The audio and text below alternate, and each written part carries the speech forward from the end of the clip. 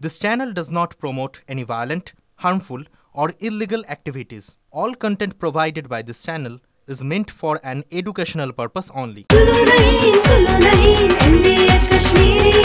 আরে কম দে কিন্তু খাঁটি দে MDH কাশ্মীরি লাল লঙ্কার গুঁড়ো। ইরান ইসরায়েলের যে যুদ্ধ পরিস্থিতি সেদিকেই আমাদের সকলের নজর রয়েছে। শুধু মিসাইল ড্রোন অ্যাটাক নয়, এবার ইরানের রাষ্ট্রায়ত্ত ব্যাংকে সাইবার হানা দাবি ইসরায়েলি হ্যাকার গোষ্ঠী প্রিডেটরি স্প্যারোর। তাদের দাবি এই ব্যাংক থেকেই বেনামে জঙ্গি গোষ্ঠীদের ফান্ডিং করে ইরান। ব্যাংক সেপা ইরানের সবচেয়ে পুরনো ব্যাংক, তেহরানে এর সদর দপ্তর বলেই জানা যাচ্ছে। ইরানের মিলিটারি এবং পরমাণু প্রোগ্রামের ফান্ডিং হতো এই ব্যাংক থেকে দাবি ইসরায়েলি হ্যাকারদের। ব্যাংকের যাবতীয় তথ্য মুছে ফেলা হয়েছে, স্তব্ধ সমস্ত দেশীয় এবং আন্তর্জাতিক লেনদেন। আর এই মুহূর্তে সবচেয়ে বড় যে ব্রেকিং নিউজ আমরা পাচ্ছি, রাষ্ট্রায়ত্ত ব্যাংক, সেই ব্যাংকে এবার সাইবার হানা। আর বলা হচ্ছে এই ব্যাংকের মাধ্যমেই, অর্থাৎ এর মাধ্যমেই ফান্ডিং করা হতো জঙ্গি গোষ্ঠীদের, ফান্ডিং করতো ইরান। অর্থাৎ শুধুমাত্র সামরিক দিক থেকে অ্যাটাক নয়, এবার পুরো ফিনান্সিয়ালি সমস্ত জায়গাগুলো লক করতে শুরু করেছে ইসরায়েল ইরানের। এই মুহূর্তে আপনাদের জানায় ব্যাংকের সমস্ত কিছু এবার সাইবার হানার আওতায় পড়ছে ইরানের। ইসরায়েল দাবি করছে এই ব্যাংকগুলোর মাধ্যমে টাকা ট্রান্সফার করা হতো, ফান্ডিং করা হতো জঙ্গি গোষ্ঠীগুলিতে। ইরানের বিরুদ্ধে এই অভিযোগ তুলেই হামলা চালালো এবার ব্যাংকে। একেবারে অর্থনীতির জোন বা যেখানে ট্রানজাকশন হয় সেই সমস্ত জায়গায় এবার আঘাত আনা হচ্ছে। আত্রি এই মুহূর্তে আমাদের সঙ্গে নিউজ রুম থেকে দীপ রয়েছে। দীপ, এই মুহূর্তে যে সাইবার হানা নতুন একটা দিক আমরা দেখতে পাচ্ছি, কি তথ্য পাচ্ছি দীপ আমরা? দেখো, ইসরায়েলের রাষ্ট্রীয় সংবাদ মাধ্যমে সেখানে দাবি করেছে একটি ইসরায়েলি হ্যাকার গোষ্ঠী যে তারা নাকি, তাদের নাম হচ্ছে এই প্রিডেটরি স্প্যারো, এই সংস্থাটি, এই হ্যাকার গোষ্ঠীটি, তারা ইরানের সব থেকে পুরনো এবং সব থেকে বড় যে রাষ্ট্রীয় ব্যাংক রয়েছে সেইখানে তারা হামলা চালিয়েছে। ব্যাংক সেপাতে তারা একেবারে একটা সাইবার হামলা চালিয়েছে এবং এত বড় মাপের সাইবার হামলা যে মঙ্গলবার সকাল থেকে ব্যাংক সেপার সমস্ত ফিনান্সিয়াল ট্রানজাকশন নাকি বন্ধ রয়েছে, অন্তত এমনটাই দাবি করা হচ্ছে ইসরায়েলের রাষ্ট্রীয় মিডিয়াতে।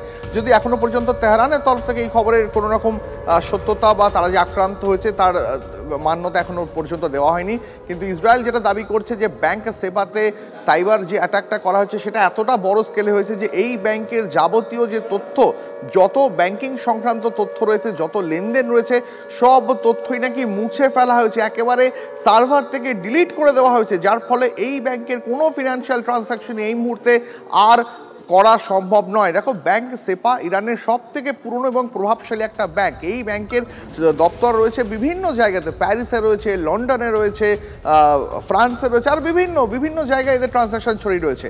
এবার যেটা ইসরায়েলের তরফ থেকে অভিযোগ করা হচ্ছে যে এই রাষ্ট্রীয় ব্যাংকের আড়ালে আসলে নাকি বিভিন্ন গোষ্ঠীকে, যারা সন্ত্রাসী গোষ্ঠী, সেই গোষ্ঠীগুলোকে ফান্ডিং করা হতো এবং যেভাবে ইসরায়েল হামলা করতে শুরু করেছে, একেবারে ইরানের মেরুদণ্ড ভাঙতে শুরু করেছে, সেখানে একেবারে ইরানের যে ফিনান্সিয়াল যে মেরুদণ্ড রয়েছে সেখানেও এবার আঘাত করা হয়েছে এবং এই ব্যাংকের ট্রানজাকশন বন্ধ হয়ে যাওয়ার ফলে মঙ্গলবার সকাল থেকে গ্রাহকরা, বিশেষ করে মনে রাখতে হবে সব থেকে, যেহেতু এই ব্যাংকটা বড় একটা ব্যাংক, প্রশ্ন একটা উঠতেই পারে যে এই যে ফিনান্সিয়ালি একটা বড় আঘাত অবশ্যই ইরানের ক্ষেত্রে, সেই জায়গা থেকে দাঁড়িয়ে যুদ্ধ চালিয়ে যাওয়ার মতো এই মুহূর্তে দাঁড়িয়ে কতটা ক্ষমতা? দেখো, এটা তো সত্যি সত্যি খুব গুরুত্বপূর্ণ একটা প্রশ্ন, তার কারণ ইরানের কাছে প্রচুর ব্যালিস্টিক মিসাইল রয়েছে, সেটা আমরা জানি, কিন্তু এক একটা ব্যালিস্টিক মিসাইল ফায়ার করতেও কিন্তু প্রচুর টাকার খরচ হয়, মানে মিলিয়নস অফ ডলার খরচ হয় একটা ব্যালিস্টিক মিসাইল ফায়ার করতে।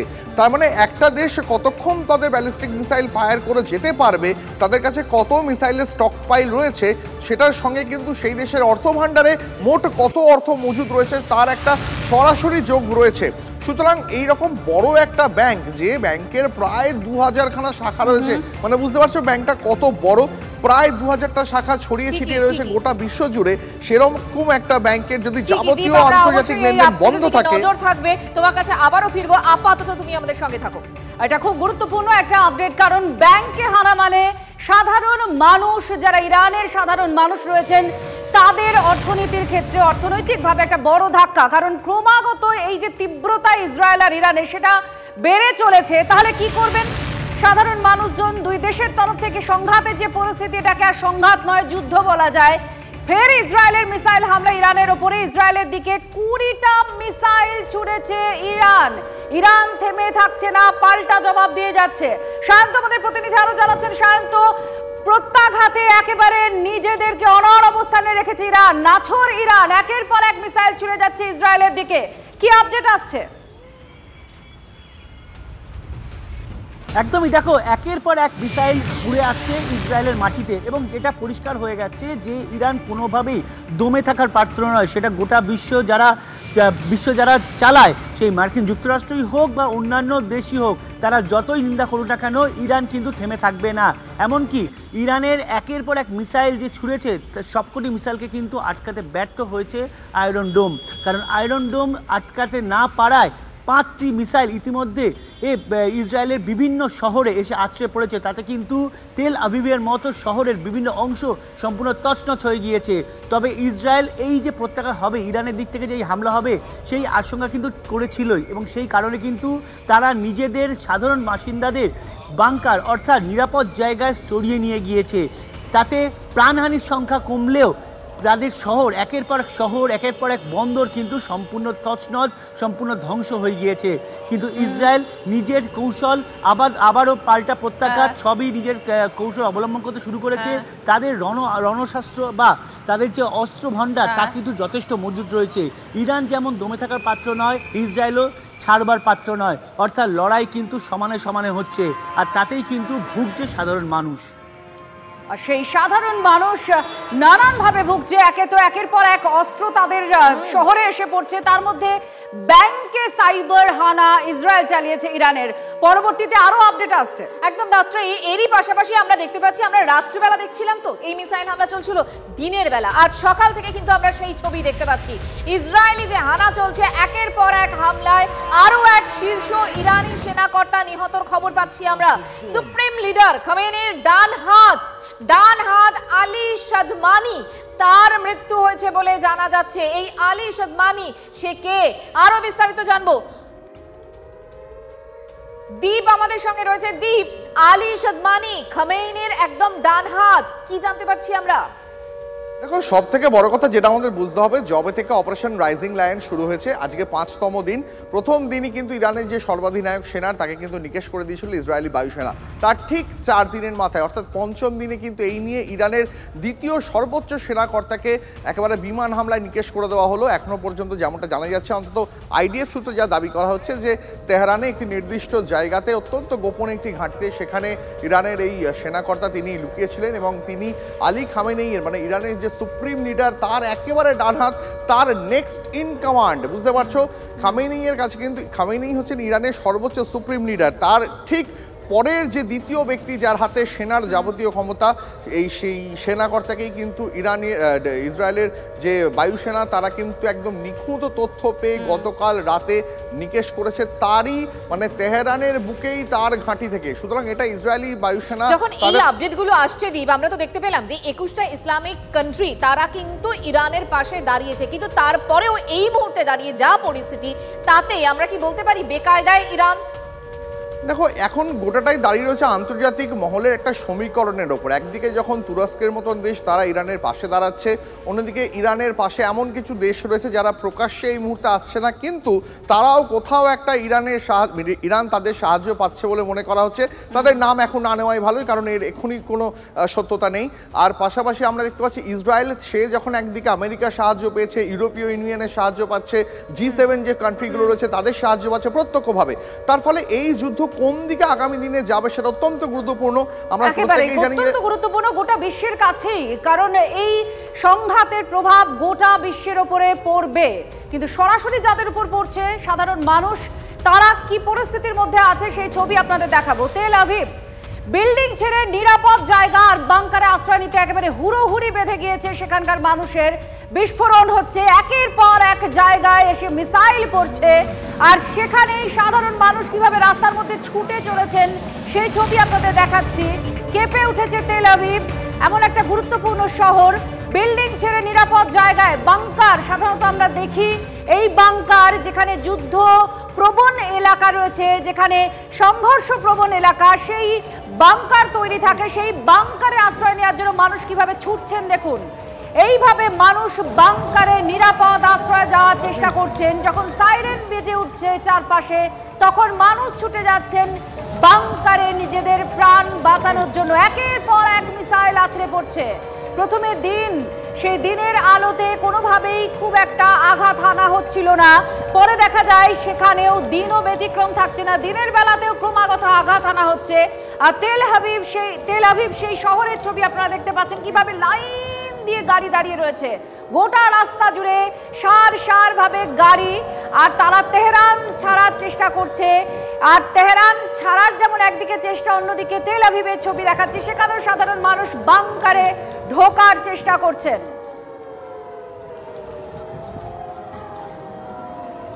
এরই পাশাপাশি আরো আপডেট পাচ্ছি আমরা।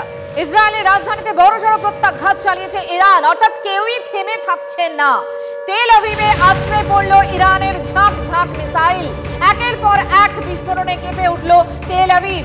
তেহরানের ব্যালিস্টিক মিসাইল রুখতে ব্যর্থ ইসরায়েলের আয়রন ডোম, যেটা এই মুহূর্তে সব থেকে আলোচ্য বিষয়। সায়ন্ত আমাদের সঙ্গে রয়েছে। সায়ন্ত, একের পর এক ব্যালিস্টিক মিসাইল উড়ে আসছে এবং সেক্ষেত্রে ইসরায়েলের আয়রন ডোম, বিশ্ববিখ্যাত আয়রন ডোম, সেই আয়রন ডোম এবারে কি তাহলে একেবারে ব্যর্থ? দেখো, শুধুমাত্র আয়রন ডোম নয়, বিশ্বের যে প্রথম 5টি এয়ার ডিফেন্স সিস্টেম রয়েছে, যার মধ্যে অন্যতম রয়েছে মার্কিন যুক্তরাষ্ট্রের থার্ড, সেই থার্ডও কিন্তু ইসরায়েলের কাছে রয়েছে। অর্থাৎ থার্ড এবং আয়রন ডোম দুটোই কিন্তু কার্যত ব্যর্থ হচ্ছে, কারণ ইতিমধ্যে তেল আভিভ শহরের বেশিরভাগ অংশই সম্পূর্ণ তছনছ হয়ে গিয়েছে। 20টি ব্যালিস্টিক মিসাইল আজ সকালবেলা ইরানের দিক থেকে ছোড়া হয় ইসরায়েল উদ্দেশ্যে।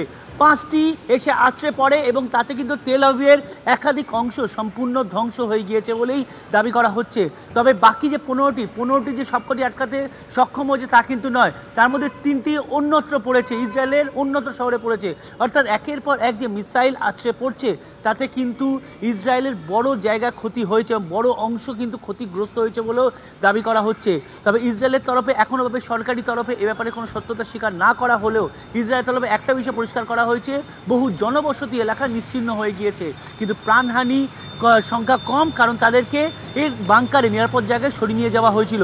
তবে গুরুত্বপূর্ণ এটাই যে তেল আভিভ শহরটা হচ্ছে ইসরায়েলের যেহেতু রাজধানী এবং সেখানে সামরিক দপ্তরের যাবতীয় কর্তাদের অফিস, সামরিক দপ্তরের মেন যে কন্ট্রোলার, গোটা দেশের যে মিলিটারি যে অপারেশনের যে কন্ট্রোল, সে যাবতীয় কিছু কিন্তু এই তেল আভিভ শহর থেকে হয়ে থাকে এবং সেই কারণেই ইরান কিন্তু বারবার করে এই তেল আভিভকেই নিশানা করছে এবং দেখা যাচ্ছে সামরিক হেডকোয়ার্টার থেকে শুরু করে তার আশপাশের এলাকাকে সম্পূর্ণ নিশ্চিহ্ন করে দেওয়ার চেষ্টা চলছে। এখনো পর্যন্ত সামরিক ঘাঁটি বলতে যেটাকে বোঝায় সামরিক হেডকোয়ার্টার, সেখানে আংশিক ক্ষতিগ্রস্ত হলেও পুরো ক্ষতিগ্রস্ত হয়নি। নজর রয়েছে আমাদের, সঙ্গে থাকো।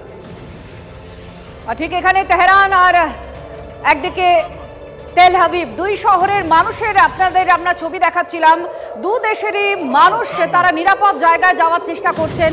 কোথাও তেহরান ছাড়ছেন, আবার কোথাও দেখা যাচ্ছে যে বাংকারে যাওয়ার জন্য চেষ্টা করছেন মানুষ। ইরানের মিসাইল অ্যাটাক আর পাল্টা ফের ক্ষেপণাস্ত্র হামলা ইসরায়েলের।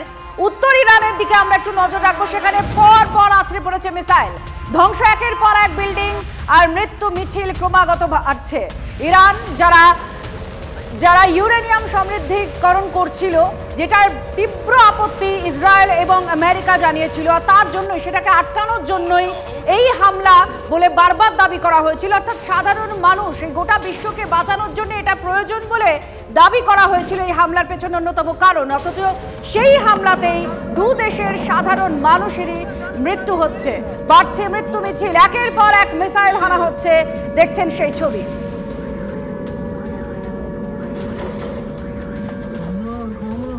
আর এই মুহূর্তে আরো যে খবর পাচ্ছি আমরা, সেই খবর দিকে নজর রাখি এবং সেই নজরে দেখা যাচ্ছে যে এই মুহূর্তে ইরানকে ফের হুঁশিয়ারি দিয়েছেন কে? মার্কিন প্রেসিডেন্ট ডোনাল্ড ট্রাম্প। পরমাণু কর্মসূচি পুরোপুরি ছাড়তে বলা হয়েছে ইরানকে। তেহরানের সঙ্গে আলোচনার কোনো প্রশ্ন নেই, আরো একবার স্পষ্ট করেছেন। আক্রমণের তীব্রতা কমবে না, বরং বাড়বে। এবং আমরা দেখলাম তড়িঘড়ি G7 বৈঠক ছেড়ে দেশে ফিরে ইরানকে এই কড়া বার্তা দিলেন ডোনাল্ড ট্রাম্প। নতুন করে ইরানের রাজধানীতে বিস্ফোরণ, সবাইকে দ্রুত তেহরান ছাড়তে বললেন ট্রাম্প। সোশ্যাল মিডিয়াতে একটি পোস্ট করেছেন মার্কিন প্রেসিডেন্ট, তাতেই সবাইকে অবিলম্বে তেহরান ছাড়ার হুঁশিয়ারি ট্রাম্পের। অন্যদিকে পরমাণু চুক্তি নিয়ে ইরানের উপর চাপ বাড়াচ্ছেন মার্কিন প্রেসিডেন্ট ডোনাল্ড ট্রাম্প। ওই চুক্তিতে সই না করলে ইরানের পরিণতি যে ভালো হবে না তাও বুঝিয়ে দিয়েছেন ট্রাম্প। মার্কিন প্রেসিডেন্ট স্পষ্ট করেই জানিয়ে দিলেন ইরানের পারমাণবিক অস্ত্র থাকতে পারে না, তবে তার কথা না শুনলে ইরানের উপর আক্রমণ যে আরো বাড়বে তাও কিন্তু স্পষ্ট করে দিয়েছেন ডোনাল্ড ট্রাম্প। তন্ময় প্রামাণিক এই মুহূর্তে আমাদের সঙ্গে রয়েছেন নিউজরুম থেকে। তন্ময়, একটু বুঝে নেওয়ার চেষ্টা করবো, কোনো একটা সময় মনে হয়েছিল ডোনাল্ড ট্রাম্প হয়তো যুদ্ধ চাইছেন না এবং মধ্যস্থতা করার চেষ্টা করছেন, কিন্তু তারপর ইরানকে সতর্ক বার্তা এবং G7 বৈঠক থেকে তড়িঘড়ি চলে আসা এবং তারপর বলে দিলেন যে কোনোভাবেই তিনি ইরানের পাশে মানে আমেরিকা ইরানের পাশে এই মুহূর্তে নেই। তাহলে ডোনাল্ড ট্রাম্পের এই মুহূর্তে স্ট্যান্ড কি, অবস্থান কি এবং কোন দিকে গোটা পরিস্থিতি? দেখো, নর্মালি ট্রাম্প কি বলেন এবং কি করেন তার মধ্যে অনেক সময় ফারাক থেকে যায়। G7 বৈঠক থেকে ট্রাম্প বেরিয়ে গেলেন, পরপর বিদেশ সচিবও বেরিয়ে চলে গেলেন, দেশে ফিরলেন। দেশে ফিরে কি করলেন, তিনি জরুরি বৈঠকে বসেছেন এবং পরিষ্কার করে সেখানে বলে দিয়েছেন যে তেহরানের সঙ্গে এখন আর কোনো কথা না, যতক্ষণ না পরমাণু কর্মসূচি বন্ধ রাখছে ইরান। অর্থাৎ সেই পরমাণু কর্মসূচি যেটাকে নিয়ে এর আগেও প্রায় 60 দিনের সময়সীমা বেঁধে দিয়েছিল এই আমেরিকা, এই ট্রাম্প, সেই 60 দিন পার হবার পর 61 দিনের মাথা দিয়ে কিন্তু বলা চলে ইসরায়েলের দিক থেকে মিসাইল ধেয়ে যায়, ইসরায়েলের দিক থেকে আক্রমণ শুরু হয়ে যায়। ফলে ট্রাম্প একটা জায়গাতেই দাঁড়িয়ে আছেন, ইরানকে পরমাণু পরীক্ষা নিরীক্ষা যাবতীয় কর্মসূচি সম্পূর্ণরূপে বন্ধ রাখতে হবে। যদি বন্ধ না রাখে তাহলে অনেক বড় খেসারত দিতে হবে ইরানকে। এবং তারপর তিনি বলেছেন যে তেহরান অর্থাৎ ইরানের যে রাজধানী রয়েছে সেখানকার সমস্ত বাসিন্দারা যেন সরে চলে যান। পরামর্শ নয়, একেবারে হুঁশিয়ারির ভঙ্গিতে ট্রাম্প বলে দিয়েছেন, কারণ এখান থেকে কোনো একটা বড় ইঙ্গিত আসছে যে বড় সড়ো কোনো রকম বিধ্বংসী হামলা হতে পারে কিন্তু তেহরানে। অর্থাৎ ট্রাম্প সরাসরি পক্ষ নিয়ে নিয়েছেন আগেই এবং স্পষ্ট করে বলেও দিয়েছেন ইসরায়েলের পাশে আছেন। এবার সম্ভবত কোনোভাবে ট্রাম্প কিন্তু এই যুদ্ধের অংশীদার হতে চলেছেন এমনটা মনে করছেন সমর বিশেষজ্ঞরা।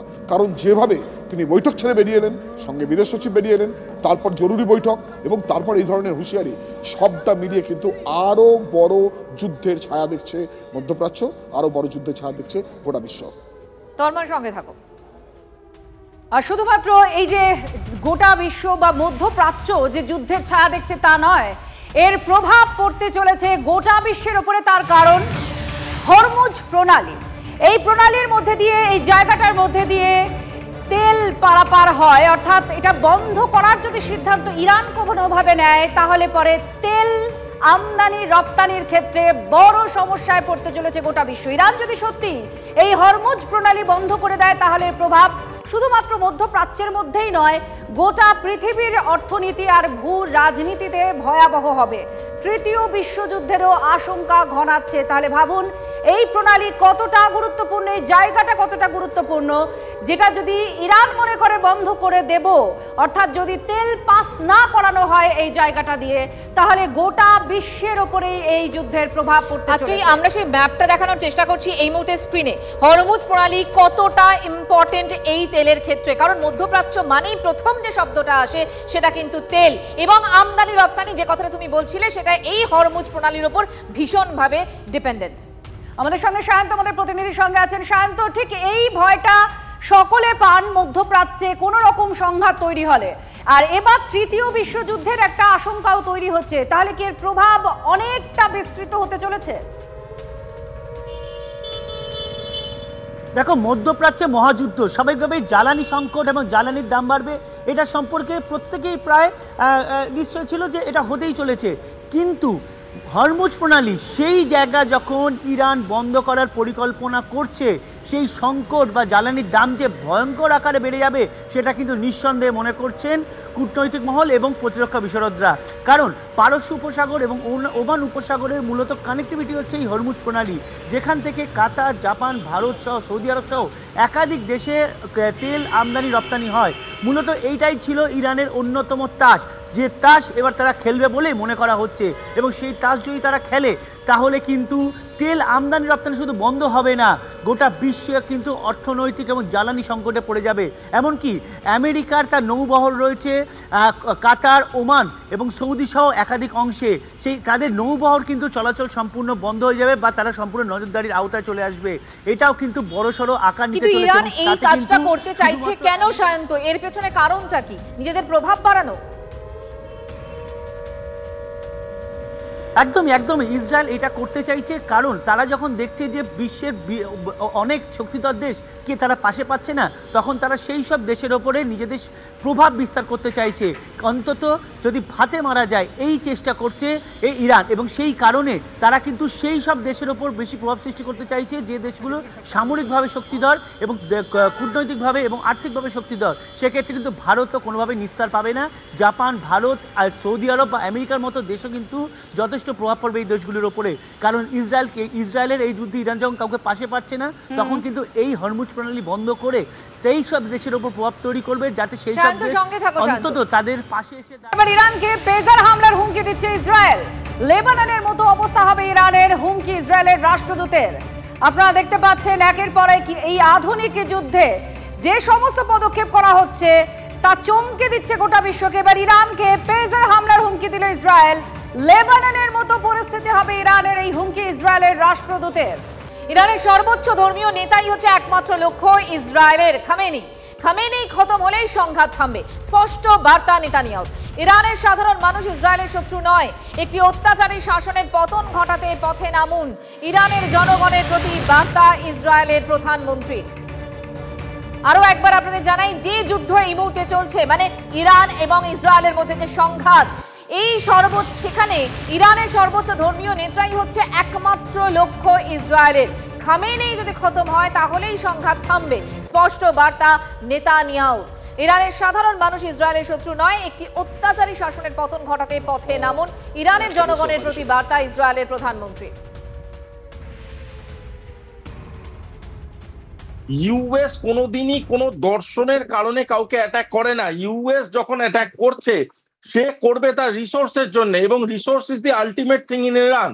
আর সেই রিসোর্সকে দখল করার জন্যই ইউএস বারংবার চাইছে এমন কিছু ঘটনা ঘটুক বা এমন কিছু অ্যাটাক হোক, যেই অ্যাটাক গুলো ইসরায়েল এবং ইউএস দুজনকেই ডাইরেক্টলি ম্যাপ করা যাক, এবং সেটা হলে তখন রিটালিয়েশনের একটা জায়গায় চলে যাবে ইউএস। ভার্জিনিয়ার সেনেটর টিম নিজে একটা বিল ইন্ট্রোডিউস করিয়েছে ইন দ্য সেনেট, স্টেটিং যে ইউএস কোন ডাইরেক্ট অপারেশনে ইরানের এগেনস্টে যাবে না।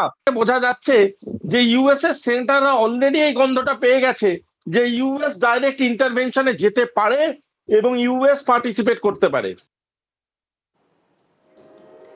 আর এবার আপনাদের দেখায় যে একের পর এক হামলা কিভাবে হয়ে চলেছে। হামলা আর পাল্টা হামলা দু তরফ থেকেই হচ্ছে। ইসরায়েল আর ইরান সংঘাত আরো তীব্র, ভারতীয়দের তেহরান ছাড়তে বলা হয়েছে এই খবরের পাশাপাশি আপনাদের দেখায় যে কিভাবে ভারতীয়দের তেহরান ছাড়তে বলেছে দিল্লি। আপনাদের দেখায়, কারণ এটা খুব গুরুত্বপূর্ণ, বহু ভারতীয় সেখানে আছেন আর তাদেরকে এবার তেহরান ছাড়তে বলা হয়েছে। তাহলে কি বড় কিছু হতে পারে, এমন সম্ভাবনায় কি জোরালো হচ্ছে? এবার ভারতীয়দের তেহরান ছাড়তে বলা হয়েছে। আপনাদের দেখাচ্ছিলাম ডোনাল্ড ট্রাম্প, তিনি বলেছেন তেহরান ছাড়ো, তেহরান ছাড়ো, এ কথা সোশ্যাল মিডিয়ায় বলেছেন। এবার ভারতীয়দের তেহরান ছাড়ার কথা বলছে ভারত। দিল্লির তরফ থেকে বলা হয়েছে যে তেহরান দ্রুত ছাড়তে ভারতীয়দের। তাহলে কি বড় কোনো পরিস্থিতি, এমন কোনো হামলা হতে পারে, তার জন্যই ভারতীয়দের নিরাপদে সরিয়ে নিয়ে আসার ব্যবস্থা করা হচ্ছে। MDH চানা মশলা, এখন ছোলা হোক বা বরবটি দানা, সাদা চানা হোক বা কালো, সব রান্নাই হবে অসাধারণ।